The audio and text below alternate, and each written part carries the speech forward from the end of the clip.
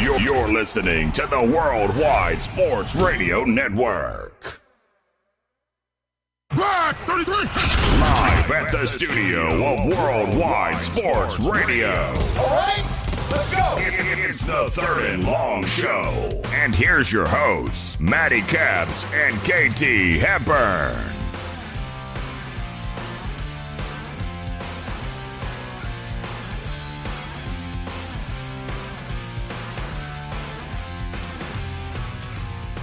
And welcome everybody to a brand new show of Third and Long here at the Worldwide Sports Radio Network. We are live here in Hauppauge, New York. You got myself, Mr. Matty Caps, along with my producer and good friend, Mr. Speedy Petey, in the house as well. But man, oh man, what a past 24 hours it's been, especially in the NBA circuit. It's been quite crazy going with the NBA trade deadline, and we're going to get into the New York Knicks. We're going to get into everything. But first, before the show even started, we have a caller here. Worldwide Sports Radio, who am I speaking with? Hey, this is Nitin Ramachandra. Good afternoon. How you guys doing? Good. How are you, pal? What's going on? Good, yeah. I want to talk about the NBA trade deadline. I'm a big New York Knicks fan. I do my own podcast also with a couple of friends. I released a video this morning. Oh, you were the one that was supposed to give me your number and I was supposed to call in, and you never did. Yeah. But so we're talking about the Knicks, and then this morning I was expecting more than one trade today instead of Morris. I was expecting them to not clean house completely. I meant like trade some of the benches. Trade some of the guys on the one-year deals, yeah. Yeah. So I feel like that. I mean, obviously Marcus Morris. What a great player he was for us. Now he can go get that championship ring. That the Clipper team is deeper now. That can make a deep playoff run. Marcus Morris will help them out completely for the Clippers. That's a great move for them. And for us, I think we made up pretty well in this deal. Well, the first round draft pick is what really makes the deal well for the New York Knicks is that first round draft pick. But again, it's going to be a Clippers first round draft pick. And let's be real here. The Clippers are probably going to be in the Western Conference Finals playing the LA Lakers, and they could possibly get to the finals. So really, how good is that first round draft pick going to be for the New York Knicks? And don't get me wrong, I'm a Knicks fan as well, okay? Yeah. But you look what the New York Knicks have done in the past few years. What gives you the sense they'll ever do anything right? It would have helped, too, if they were able to trade another piece for a first-round pick, because then it looks a little better because you could package those picks to trade up for something, really, too. But they've shown me no positivity, really, ever since I became a Knicks fan about 20-something years ago. So what makes you think that they're going to do something positive with everything that's going on? And don't get me wrong, I liked Mr. Morris, okay? I liked him very much. At first, when I thought it was just a straight-up trade for Mo Harkless, I'm like, this is just typical Knicks. And then once I saw that there was a first-round pick that's going to be there, it's going to be in the bottom 5, because I'm going to tell you this right now. It's going to be a Laker versus Clipper Western Conference final or one round before that. It doesn't even matter. But it's going to be a low first-round draft pick. But I think that, Speedy, do the Knicks have other first-round draft picks too? I know they have their own. Not this year. Next year they got It's next year. It's Gotcha. one from Dallas. Gotcha. Okay. But listen, I'm with you. I don't hate it. I like what the New York Knicks did. I like what they did with getting rid of Morris over there. I mean, don't get me wrong, I liked him and stuff, but to get a first-round draft pick is the main reason for this trade to happen. And you want to know what's kind of funny about it is that you know who the agent for Morris is, right? Leon Rose? No. No. LeBron James's agent is Marcus Morris's agent. And he told LeBron James in the summer that he will not be shopping Morris to the LA Clippers so LeBron could go get a chip. Now look at it. He's in an LA Clipper uniform. It is quite comical in that instance. But again, I give a lot of credit to the Clippers and the Knicks for pulling this off. We obviously see the Knicks are in rebuild mode. Like, they're not winning now, especially with all the one-year deals they have. But let me ask you, do you think that the New York Knicks could do something positive from this? And I mean, I was going to talk about Leon Rose and Weston a little bit, okay? But I'm curious to know, like, your input. You obviously said you liked the deal, And I get it. I really do. And that's because of the first round draft pick. But do you think that they could have maybe got more for him? I think if the Knicks really, I heard on Twitter that the Knicks really wanted Landry Shamet, but the Clippers were not going to budge on that one. Well, the Philadelphia 76ers messed that one up, getting rid of him. Yeah. But if the Knicks, I mean, I feel like the Knicks, maybe this was a desperate move. I could have felt like if the Knicks would have made this trade, they could have pivoted somewhere else, like the Lakers or whatever. But the Lakers already informed them. Sham said that Kuzma was taken off way before that Clippers trade. So I think the Knicks had only. I think the Clippers was bidding against themselves. I think the Knicks could have asked for more in this trade. Other than Mo Harkless, don't get me wrong. Mo Harkless is he's a decent player. I hate him. Really? I hate him.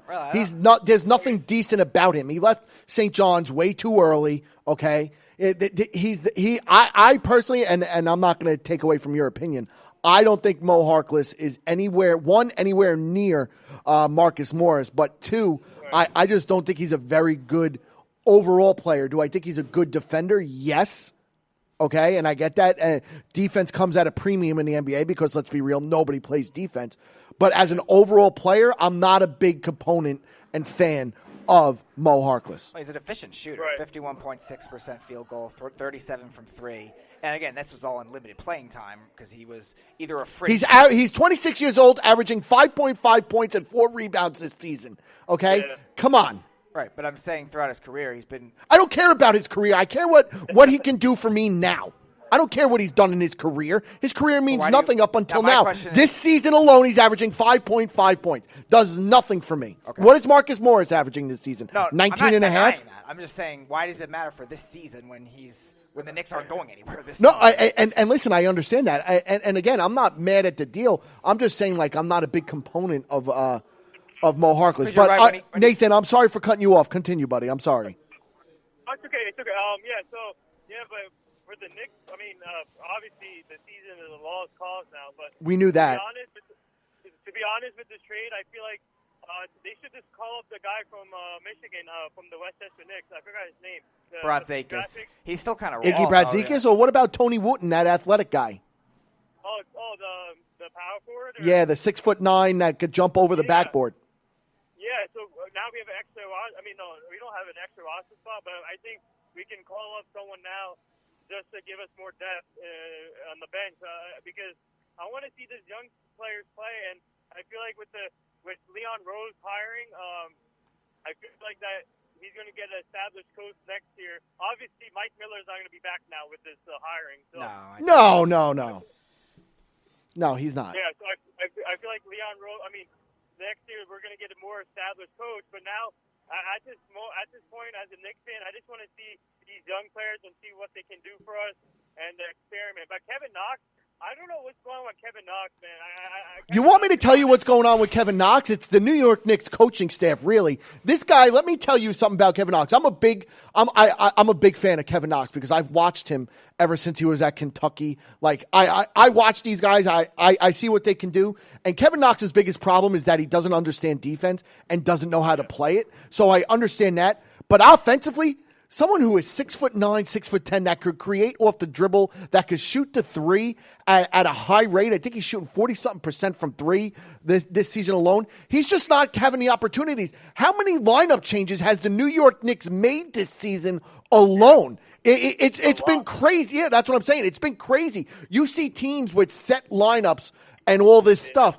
You don't know what the New York Knicks are going to do. Wayne Ellington plays for 10 straight games. He sits for the next 20. Alonzo Trier plays for the next 10 games. He sits for the next 20. You don't know what you're going to get at being in a New York Knicks uniform right now. And I think that's part of the problem. 32.7 from three this year. 32.7 for three. Okay. His overall field goal percentage is awful. 37.3 overall. Well, that's not good, but it's not awful. 40%, anything over 40 is pretty good. He's right there. But listen, I'm a big fan of Kevin Knox. I mean, I don't know how you feel about him. I think Kevin Knox could eventually be very good. Like we saw him in the Summer League. He was ripping it apart. He was hitting his jump shots and whatever. He had all the confidence in the world. And then last season he started. This season I think he lost confidence. That's really what I think it comes down to, is that he doesn't have the confidence that he had last year, and he needs to get it back. But again, he doesn't know what it's going to be. He doesn't know if he's going to play or if he's not going to play. He doesn't know if he's going to play 6 minutes or he's going to play 18 minutes. That was also he never knows, and that's a problem. That was also as a result of Fizdale trying to experiment with different combinations too. But that's a problem, is what I'm getting at. How do you feel about him, Nathan? I'm curious. Kevin Knox, so I think, to be honest, I think he needs the right coach. Absolutely. So I feel like with this, I feel like a candidate should be Mark Jackson, Jeff Van Gundy. Well, you want to know who I wanted? I wanted Steve Smith to be the president or GM. No, not Steve Smith. The other Smith. Kenny Smith. Really? Kenny Smith. I wanted Kenny Smith to be it, and I want Mark Jackson. I want Mark Jackson as the head coach. Yeah, so I feel like Kevin Knox needs the right coach, and I think he'll develop into the player that we expect him to. So I'll give him Knicks fans. I think they get too down on themselves quickly. I think they should just give him a chance and see what happens. If he can get the right coach next year, then we'll be fine. But if you guys don't mind, I want to get to the other deals real quick. Sure, by all means. Yeah, so. I love the winners for me is the Miami Heat. Absolutely. The Clippers. Absolutely. That was a great pickup. Jay Crowder as well. Yeah. Another defensive presence. Yeah, so Pat Riley, man, he's a genius when it comes to making moves. And you know what the funny part about this? It only took him 6 years to make this team better right after that big three happened. Pat Riley's very good at what he does. But you want to know what I'm going to say? I'm going to say this. I think that if you look at it right now, you have to give Erik Spoelstra all the credit in the world. Yeah. Erik Spoelstra is a genius. He's an absolute genius. He does everything the right way. Yeah. I mean, you look at what he's done. He's done a lot with a little. You know what I'm saying? He's done a lot with a little. Right. And he still makes the playoffs with the Miami Heat. And now you get Jimmy Butler this season. You have all these young guys in Bam Adebayo, Tyler Hero, who nobody thought these guys were going to be any good. Kendrick Nunn. Like, who the hell is Kendrick Nunn? Let's be real here. I liked Hero, but yeah, he wasn't a popular. No, but this is what good right away. But this is what I'm getting at. And you look at this stuff. And let's be real here. He is one of the main reasons. Pat Riley and Erik Spoelstra are one of the main reasons. And I was saying this yesterday to Speedy. I think Erik Spoelstra is a top 5 coach in the NBA in all the NBA. Not even just this season, but overall. You can't name me 5 better coaches than Erik Spoelstra right now. You can't. It's impossible to name 5 better coaches. Popovich is the best coach, I think, in the NBA. Steve Kerr sucks. If anybody tells me Steve Kerr is a good NBA coach, I'm going to laugh at them and just murder them. Steve Kerr, Brad Stevens. Brad Stevens is not better than Erik Spoelstra. You don't think he is? No. I think he has talent in Boston, and he hasn't won anything. Erik Spoelstra has shown he really hasn't had talent in Miami besides the LeBron James era. He hasn't had anybody else, and he still makes the playoffs on a regular basis. But you see a lot of guys do struggle when they leave Boston too, though. That shows that he's a product of his system too. I'm not giving you Brad Stevens. Nathan, can you name me 5 coaches better than Erik Spoelstra? Popovich. That's one. Budenholzer. I'll give you Budenholzer. Obviously. They're in a historic case right now for the Bucks. What a great coach he is. I would say Doc Rivers. Okay. I'll give you Doc Rivers. The fourth one. You can't. There isn't. Yeah, and you can't even say Malone from Denver because he's becoming only 2 years. He's but that's rising, what I mean. but He is rising. What about I love him. I love this him. one, Quinn Snyder from Utah. And you want to know what? I was talking about this the other day with a couple of my friends. I love Quinn Snyder. I remember watching him when he was. I thought he should have been coach of the year last year. Absolutely, I remember watching him when he was the head coach at Missouri, coaching college basketball. Was that 2012 team? No, that was way before that. Okay. That was way before that because I was pissed off at that because I picked them to win it all that year. He went to the G League. Yeah, they lost to Norfolk State. Yeah, freaking team. I remember that. But you look at Quinn Snyder. He's another guy that does a lot with nobody. I'm not going to say he's better than Eric Spoelstra yet, but he's up there. I love Quinn Snyder. That's a good name right there. But there really isn't, because that's a team that doesn't have a lot of talent for a long time too, and wins. They were winning playoff series too, and wins in the Western Conference, and wins. Yeah, he started coaching. He became a head coach in 2014. He left Missouri in 2006. Okay, so yeah, there's not really 5 head coaches that are better than Eric Spoelstra right now. It's crazy. Eric Spoelstra has been with the Miami Heat for over a decade. You don't really see that in the NBA besides Popovich. You don't see that ever. But continue with your other trade stuff you wanted to get into. I love the Miami Heat are the definite winners of this entire NBA trade deadline. And I really like what the Timberwolves did here with D'Lo, and then I feel like I don't really like the Warriors of getting Andrew Wiggins. I think the Warriors did well with that trade. They got a first-round pick for a team that's very questionable, and I agree with that. And Wiggins, if he's not Wiggins, it doesn't have to be the third option, fourth. He's the third option, fourth option on that team. When those guys come back, their team is going to be stupid. Wiggins struggled when he was the primary option. Him being a third or fourth option, he could get to that full potential now, especially with those shooters. But let me ask you, Nathan, why don't you like it? I'm curious. Wiggins. Obviously, he's showing what the talent is. Of course. This year, he's having a good year this year. But I don't like with the Warriors. They really don't need. They need a wingman, but he's. I don't know how to explain. Like he's a good. He's not a 3-and-deep kind of player, though. No, he's not. He's very lazy on the defensive end, but you're going to tell me... But the Warriors have other defenders. You're going to tell me, Klay Thompson and Draymond Green. You're going to tell me that... Because keep in mind now, the Warriors own him till 2023.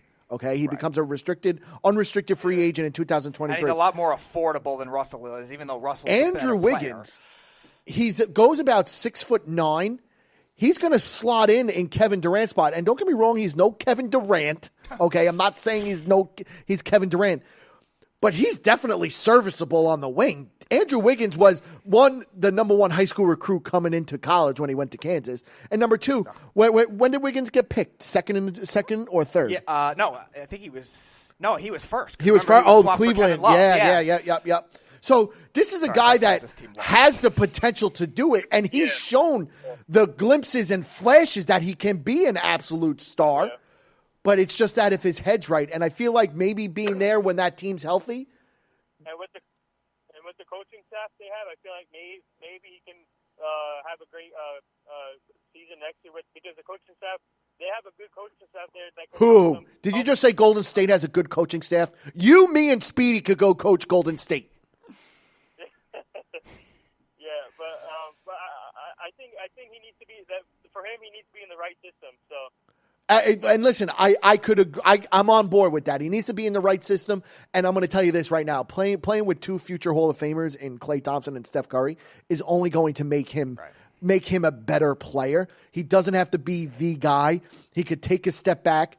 I mean, he's going to show that he's going to be able to score he's shown already that he could score the basketball. The Warriors are going to be even more they're going to be even scarier next year. Exactly. And assuming everyone comes back and with those first round draft picks, keep in mind Golden State's probably going to get a top 5 draft pick this season. Who knows? They might even get the number 1 draft pick this season. That could change absolutely everything. And if the Timberwolves don't start winning with D'Angelo Russell, because they still are a team that lacks other depth. But they loved D'Angelo Russell when he was there beforehand. Listen, that's fine, but I think you're looking at a case where that 2021 pick, because it's not a distant pick, it's a near pick. If that pick is still top 10, the Warriors even get that in addition to a top 5 pick potentially this year, and a player in Andrew Wiggins who, he's not a superstar, but he's still he's still a good player, and he's going to be, again, the third or fourth option on that team. Yeah.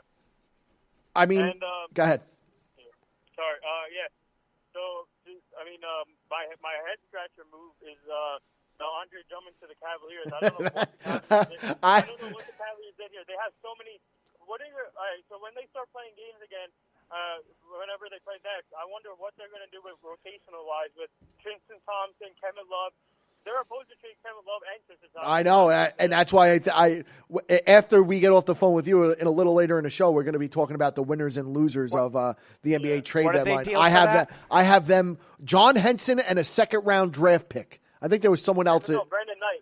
Brandon Knight as well. John Henson and a second-round draft pick. That was bad for both teams. And this is talking about this is a Pistons team that was holding out for a king's ransom for Andre Drummond, because when the Clippers inquired about him, all these other top-quality teams inquired about him, and they were holding out for a king's ransom. Right. And then you go and trade him for Brandon Knight, John Henson, who's a Carolina boy who I love, and a second-round draft pick, and you think that's good? That's terrible. That's absolutely awful. That's awful for Pistons. Absolutely awful. Cleveland's taking out a big contract when they're rebuilding. You're 100% right, because that is a head-scratcher. And I saw that this morning, dude, and I was like, what the hell?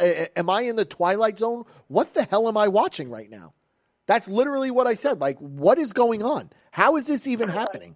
I really could not believe it. I'm surprised the Pistons did not push the Celtics harder for that, because one, the Celtics need a big man, and again, they got a lot of young talent they can trade, and two, you're reuniting Kemba and Drummond together.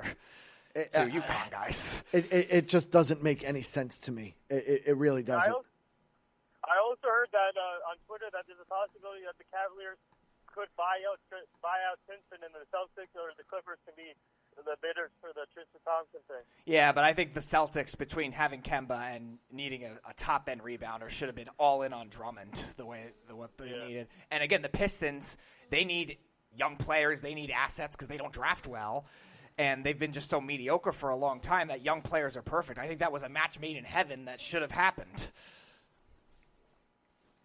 That's the whole thing. It should have happened. And it didn't. I didn't understand the move. I didn't understand the Andre Drummond move.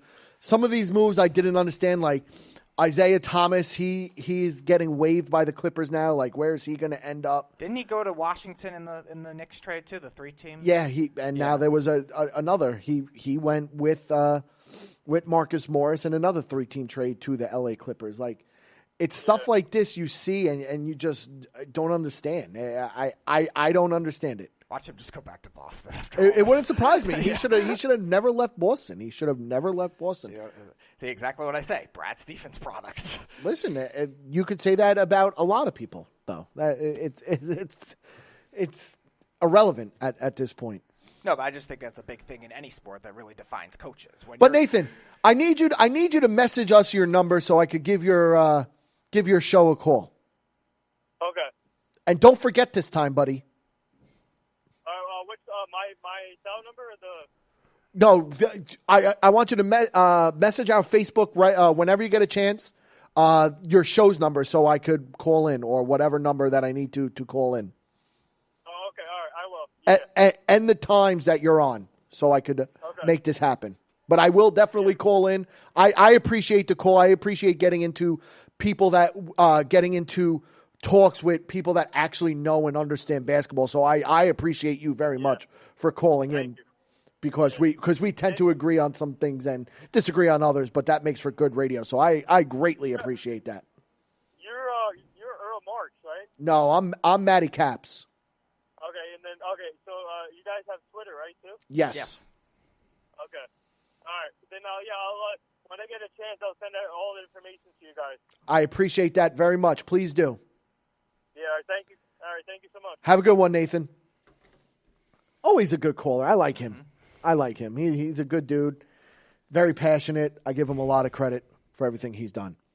But ladies and gentlemen, we're going to go to a quick break. And when we do come back from break, we're going to get into some trade line winners and losers. We're going to get into that here at the Worldwide Sports Radio Network right after this. It's the Worldwide Sports Radio Network. You're listening to the Third and Long Show. And here's your hosts, Matty Caps and KT Hepburn. 1-845-478-3272 is the number to reach us here at the Worldwide Sports Radio Network. And now, ladies and gentlemen, we're going to stay within the NBA. We're going to talk about winners and losers of the NBA trade deadline. And Speedy, I'm going to have you go first. Give me one winner. Actually, you know what? I'm going to go first. I'm going to tell you some of my winners. And the first winner I'm going to say, the Atlanta Hawks. Okay? You look at what the general manager, Schlenk, did. He knew he had to add supporting cast to Trae Young after a horrible first half of the season, okay? And he had this move that arguably should more than appease Trae Young. It was all about making sure this young squad was more competitive. This started back in January with Atlanta reacquiring former All-Star Jeff Teague to be Young's backup. All it costed was the Hawks was the bloated contract of Alan Crabb, which is kind of a bad thing. But then, now, a few days before the deadline, Atlanta took part in one of the biggest midseason deals in recent history. They got the young center Clint Capella from the Rockets in a deal that only cost the Hawks a 2020 first-round pick from Brooklyn. So that's going to be in the later rounds because the Brooklyn Nets look like they're going to make the playoffs anyway. Should in the East, at least. Yeah. And the expiring contract of Evan Turner, who was not even in the rotation. You look at it right now, the Hawks continue to improve their roster and future financial flexibility by acquiring Dwayne Dedmon, as well as multiple second-round picks from the Sacramento Kings for really the underperforming and injury-plagued forward in Jabari Parker.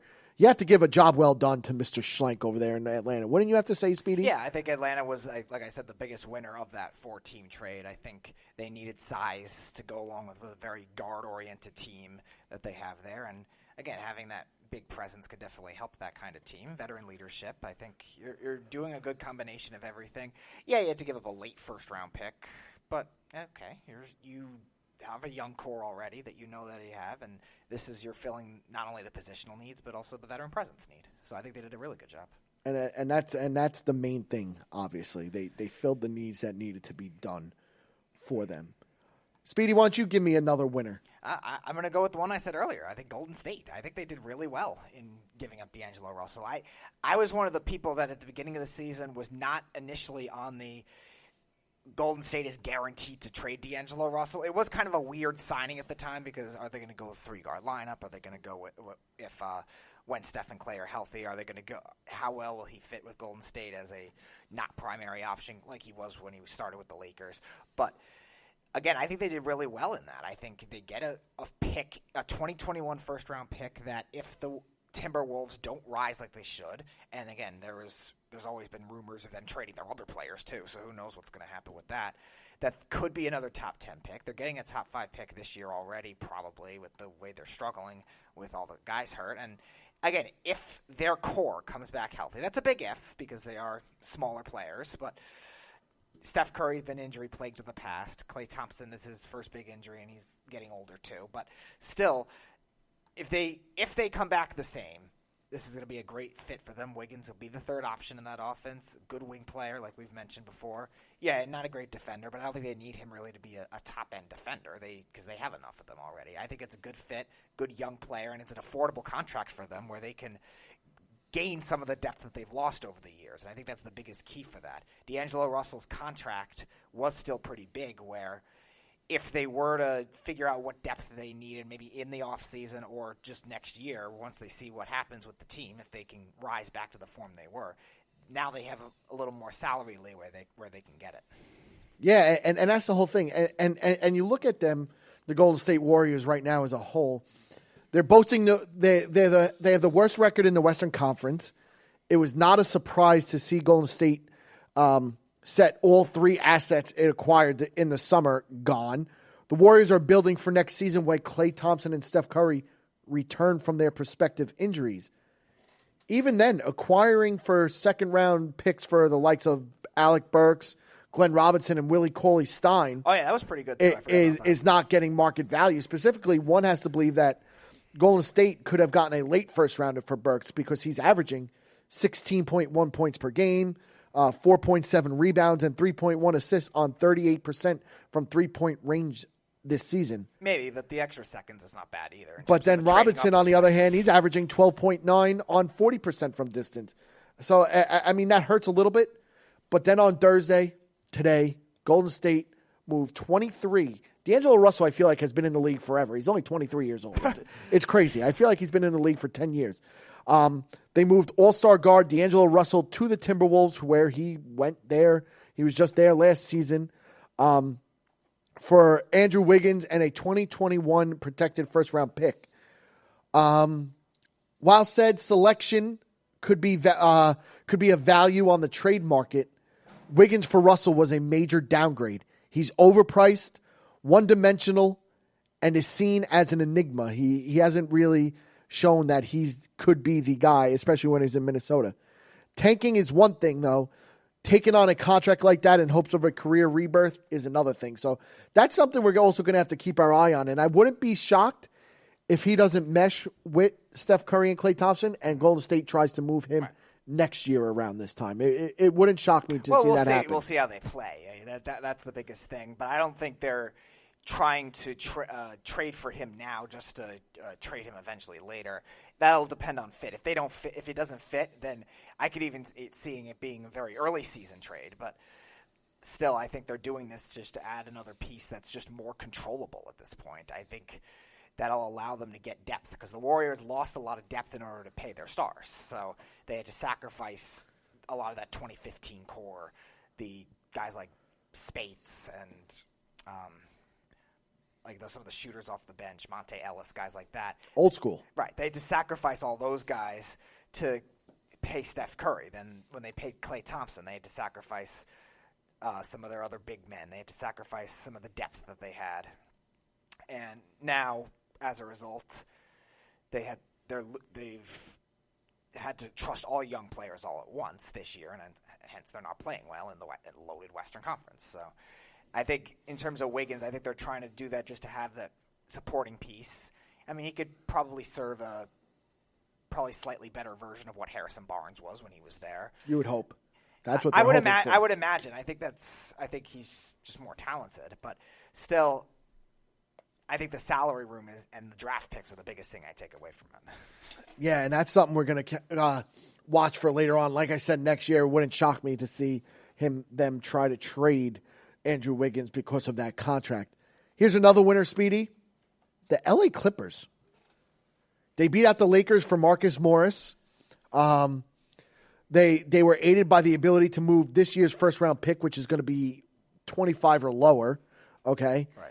Even then, dealing that pick to go with Mo Harkless and an expiring contract proved to be a coup for the Clippers. The Clippers needed to go big. They need to get more physicality, and this guy is all of it. He's 30 years old.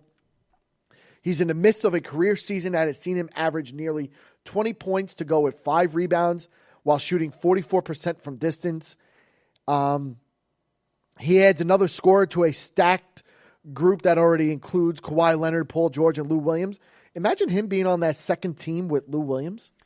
That's going to be a little scary. I feel like that's what they're going to do, too, because they're very similar type players. And let's not even mention the fact that they were able to land back up Isaiah Thomas, but I'm just hearing that Isaiah Thomas is going to be waived soon as all this goes through. Right, because they have enough depth, and while Isaiah Thomas was a former Celtic, he wasn't a Doc Rivers Celtic. He was a Brad Stevens Celtic, so it's not like they played together already. That's, I think, why people are surprised at that, but a lot of people don't realize that's what the connection is. So, yeah, I think at this point he doesn't fit. And the Clippers are still pretty deep with the young players that they have, so I don't know if they would want to mess with that kind of chemistry late in the season either. I mean, maybe. Maybe not. Would I say? I mean, it's not late in the season yet, so I think this is... I mean, I understand that, but again, bench units are, because they're not stars, are tougher in terms of chemistry is just more vital to them, just to have a good bench unit. And again, Isaiah Thomas, I don't know, but he's been bumped around so much, he could end up messing with that kind of chemistry. That's all I'm saying. Yeah, It might, but I don't think so because I just think this is going to help them. But again, one thing about the Clippers, and I'm going to either talk about them later on today about the Lakers or on Monday, but I don't know if they have enough big-time guys.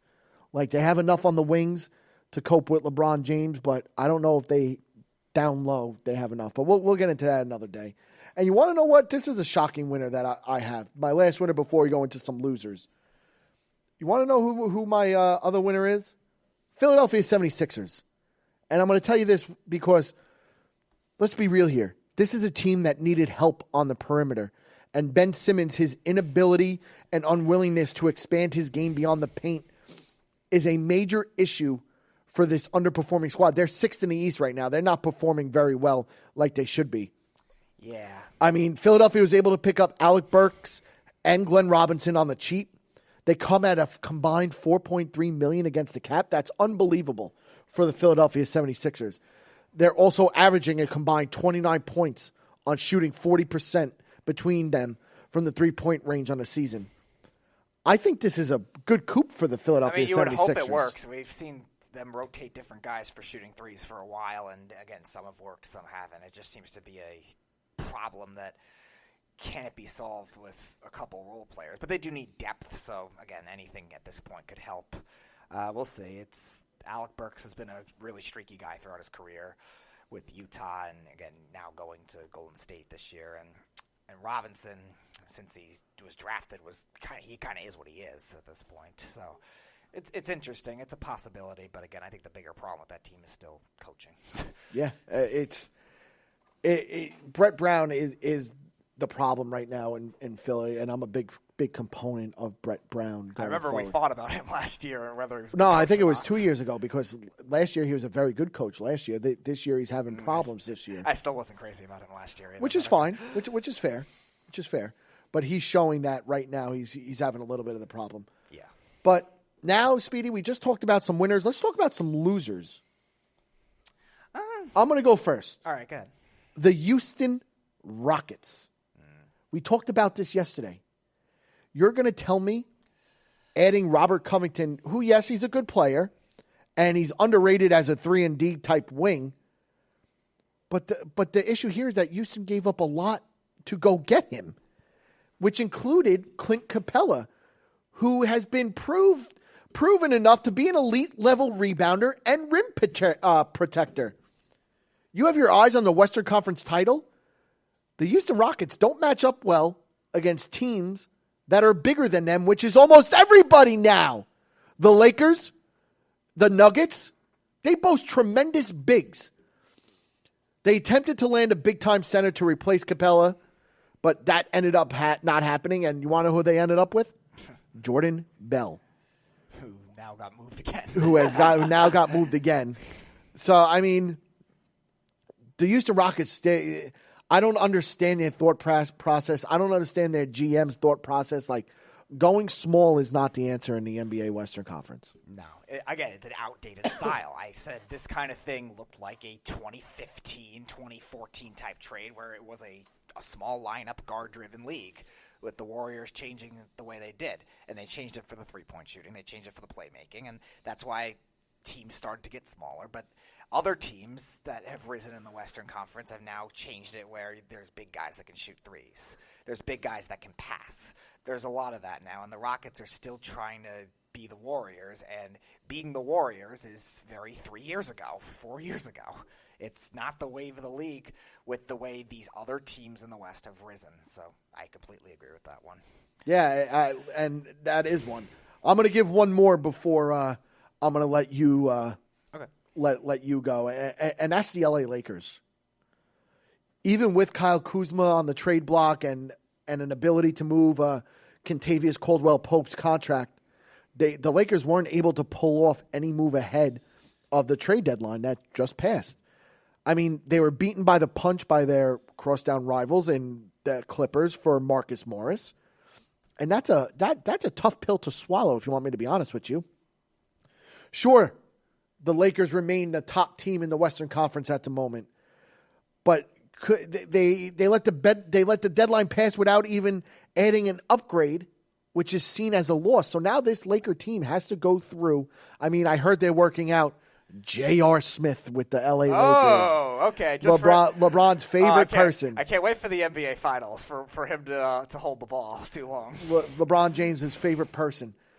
But, Speedy, I think you would have to agree with me there. Wouldn't you agree? I mean... Yeah, you could definitely say them. The only thing I would argue is that being they had to give up so much to get Anthony Davis last year, and obviously they bought a lot of the depth they did with free agency, they don't really have a lot of capital to give away, so that's the only thing that could have made it hard for them to get one more big name. It's a lot. They had to give up a lot of draft picks for Anthony Davis, and that's really what is making it difficult. DeMarcus Cousins before he got hurt, he was a trade or was he free agency? I'm trying to remember. Who? DeMarcus Cousins before he got hurt. He was free agent. He was a free agent? Okay, so they didn't give up anything for that, which is fine. But yep. Again, I think that's really the only thing you look at and say maybe that's why they couldn't get anything. The Lakers, well, obviously it's the great destination for these players. It's probably not the best offer for teams. So that's the one thing I'll give them a little bit of a pass on. So that's just me. One I think is a loser. I think is Minnesota. I think what they did was very strange to me. I think for a team that we thought they would be this. We thought they'd be what a lot of these Western Conference teams are now for a while. They were the team. Them and the Sixers were supposed to be the team of the future for a while, and the Sixers have been that for a little while, and the Timberwolves haven't. So I just feel like they've made a lot of in-between moves right now. I think, like I said, them trading a first-round pick that's pretty close is kind of strange. Them not getting a lot back in that three-team trade, it was kind of strange. They got a lot of very raw players to me. So I don't know how much that is really going to help them. Towns is there, and then again you trade Wiggins, and you're hoping that the Russell thing can work, but it's a lot of things to have to trust. They just did so many in between moves that it seems like they're going to stick in mediocrity for a while, and now they're trying to dangle Towns, which again maybe if you get a haul back could work, but then all of a sudden you're trusting Russell to be your one guy in the Western Conference. That's going to be next to impossible to do. So yeah. I think they're a big one for me, and I think a couple more in terms of the Knicks. I'm not even going to go there. I'm going to say in terms of what like contending teams didn't make trades. I think the Pacers are definitely one. I think they're now getting Oladipo back. You thought they might have tried to get some depth around him to help them out because again the East is still kind of winnable with the Sixers struggling. Toronto's overperforming. Will it last for a while? I don't know. They got good depth though, so. That's something that maybe could last, but then you got Boston and you got Miami. So you're trying to rise to contend with them, and you need depth in order to do that. They have the coaching. They have the star in Oladipo. And, again, they have other nice players, too, and Sabonis and Turner and guys like that. But, again, I thought they could have used some pieces, too. And in the West, I thought Utah probably could have used some more depth as well. Just for they got a well-coached team. They got guys that can shoot. They got, obviously, Gobert is a phenomenal defender. But I think they could have used a little more depth, too. Yeah. I mean, look, could they have used more depth? Absolutely.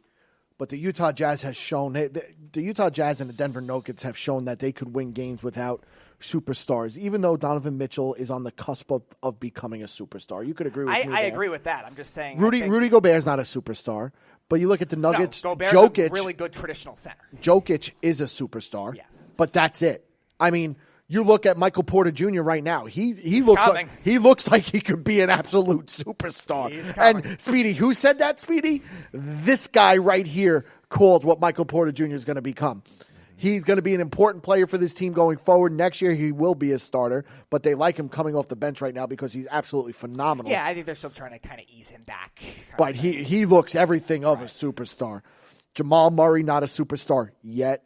But that's really it. I think Murray kind of is what he is, but I think that's what the Nuggets want him to be. But I think Murray can be a superstar as well. You think there's still time? Okay. Of course. He's only 20 years old, too. He's so young. All right. He's been in the league for 2 years. He came out after his freshman season. Oh, I know that. So he's still very, very, very young. So it's going to be interesting to see how that all pans out. But the Nuggets already have a lot of depth, too. I know. They have a lot of good chemistry. Exactly. And yesterday was impressive. They had 5 guys hurt, and they won with 7 players. And they won didn't they blow them out yesterday? No, they won late. They actually they came back. The day before they blew out Portland. Right. Yeah. I think they came back, though, down 14 or something. Really? In the third quarter, yeah. And they won very close. It was a low-scoring game. I think it was Wow. 98-97 or something like that. Wow. And Jokic hit not a buzzer beater, a go-ahead, I think with Shocker. 40-something seconds left. Shocker. Yeah. The Joker. But ladies and gentlemen, we're going to go to a quick break. And when we come back from break, we're going to talk about the New York Knicks. We're going to talk about Leon Rose. It's just upsetting to be a Knicks fan at this time. But we're going to get into that when we come back here at the Worldwide Sports Radio Network. It's the Worldwide Sports Radio Network. You are listening to the Third and Long Show. And here's your hosts, Matty Caps and KT Hepburn. 1-845-478-3272 is the number to reach us here at the Worldwide Sports Radio Network. And now, ladies and gentlemen, we're going to talk a little bit about the New York Knicks. Today, obviously on trade deadline day, the New York Knicks are planning to hire creative artist agency's player agent Leon Rose as the franchise's president of basketball operations. And you look at this and why this happened, because Steve Mills was fired this week, rightfully so. He should have been fired a couple of years ago. Okay. James Dolan began exploring the front office model of hiring a top basketball executive out of the player agent ranks because he has seen Bob Myers of Golden State and Rob Pelinka of the Lakers be so successful going forward. Mr. Rose has been one of the top agents in basketball for decades. He had clients include Joel Embiid, Chris Paul, Devin Booker, Karl Anthony Towns, Carmelo Anthony, and Kyle Kuzma. And he had previous clients that included LeBron James and Allen Iverson. Obviously, there's no formal deal to be expected to be announced anytime soon, but formal negotiations are expected to begin shortly after the NBA trade deadline. So that's happening as we speak. The New York Knicks are 15-36, the third worst mark in the Eastern Conference. Mills, who had been the Knicks president since July 2017, and previously worked as their executive vice president since 2013, which is no difference in my eyes. Before being promoted to president, Mills had also served as the team's general manager since 2014. He originally joined the Knicks in 1999 as executive vice president of franchise operations. Speedy, what do you think of this Leon Rose move? I mentioned it yesterday. I'm not crazy about it for the sole purpose of the Knicks need a sense of direction where they need to build from drafting. And the Knicks have tried to be the big market, glamorous destination for a while, and because of a owner that is annoying and dumb, that doesn't happen. And players hate him, so they don't come here. So the Knicks have to operate like a middle market team.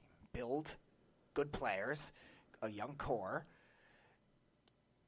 Maybe, again, just try to progress as a team and try to make it enticing to actually go there for once. Because clearly the mantra of being the Knicks hasn't worked in a while, and as a result, they've had to settle for second-tier free agents, and they've had to endure a lot of bad contracts as a result. And also keep in mind, there are reports that William Wesley, who is better known as Worldwide Wes, could be a part of this organization, and the two could pair each other for two power brokers with a franchise that could use them. And that'll help the lure of the money. But here's the problem with that, though. You're not dealing with a case like in baseball where you can make this guy the highest paid player in the NBA. Max contracts and supermax contracts are max contracts. You're not having a guy try to say, all right, Russell Westbrook got paid as the highest paid player in basketball. I want $10 million per year more. You're not going to have that kind of thing. It's not like that. So I don't know how much that money drive is going to really help where it comes to that. I think the Knicks right now have to just try to rebuild like a middle market team, try to just get good young assets, try to have a formidable team that, again, players are going to want to play with, and then you'll get the guy. I mean, think about all the stars that went to other market teams. I mean, the Clippers and the Lakers are big markets, but, I mean, you have Paul George initially went to the Thunder. You got guys that went to Golden State. Golden State rose into a big market team, but they were kind of middle market before that. And what did they do? Built through the draft. So you're dealing with cases where those kinds of instances are happening, and guys are still going to other destinations that aren't just New York, L.A., big cities like that. This gives the Knicks something they haven't had in years. Credibility and connections. You look at Rose and Wesley can tell all the players who don't want to come to New York and deal with what's been decades of mess after mess that they're putting a stop to it. These guys have credibility, which is a big thing in New York. You need credibility if you're going to be in a big-time position for the New York Knicks. But again, repairing the Knicks' reputation isn't just as easy as flipping a switch to say we're respectable now, and that's not going to happen overnight, okay? This is going to take time and plenty of work going forward to change that. It's going to be about drafting the right players, making the kind of moves that build a future contender, okay? I mean, you could just look at the Miami Heat. Pat Riley lived a few years with some hefty contracts that hamstrung the franchise. Then he beautifully maneuvered his way out by making brilliant trades, signings, and draft picks to move into contention. Now, Miami is, again, not a big market in terms of the media, but it's a pretty big basketball market. And they still were able to not overreact the same way teams like the Knicks have and just say, all right, Dwayne Wade, who do you want in free agency? And if they didn't get him, overpay for another guy. They built through the draft, and look at where they are now. To me, it's too early to tell about anything. I'm going to give them both, especially when World Wide West comes in, okay? It's too early for us to make any assumptions or anything. But all I do know is this is finally a move that didn't make everyone point and laugh at the New York Knicks organization and make memes. This is the best news for the Knicks could have asked for. And make memes. I mean, this is the best news the Knicks could have asked for. Wouldn't you have to agree with that, Speedy? This has been I don't know. I don't know how to feel about it yet. It's something that if they do build enough and maybe these young players do work with better coaching or something like that, maybe it could work for a really, really long-term sense. I want to trust them to build something else that I don't know if a guy like an agent can deal with in terms of young players, in terms of not just big contracts, but just smart contracts. But look at it. The New York Knicks obviously could have done a lot worse than hiring Leon Rose and World Wide West. Right. And keep in mind, this does look like a good hire because of his reputation around the league.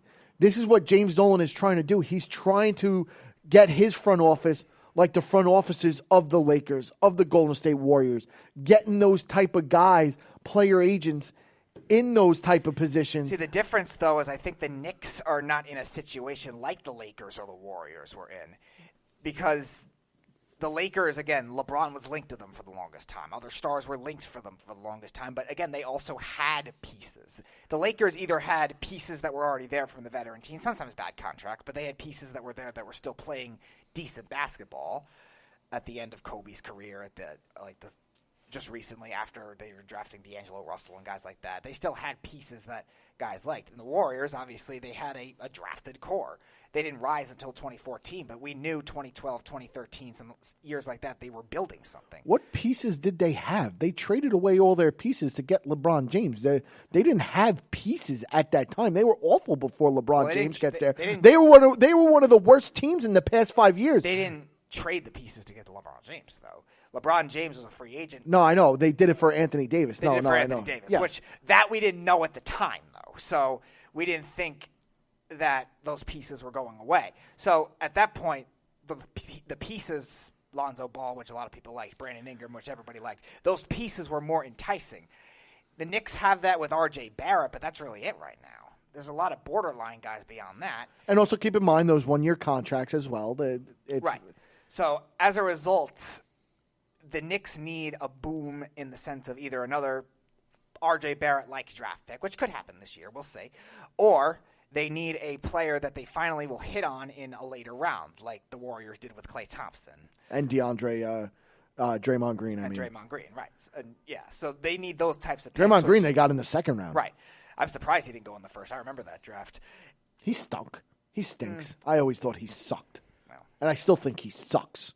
He's a valuable piece, regardless. He stinks. He's not a good basketball player. I wouldn't go that far. Draymond Green's skill is not made for basketball. He could rebound. That's it.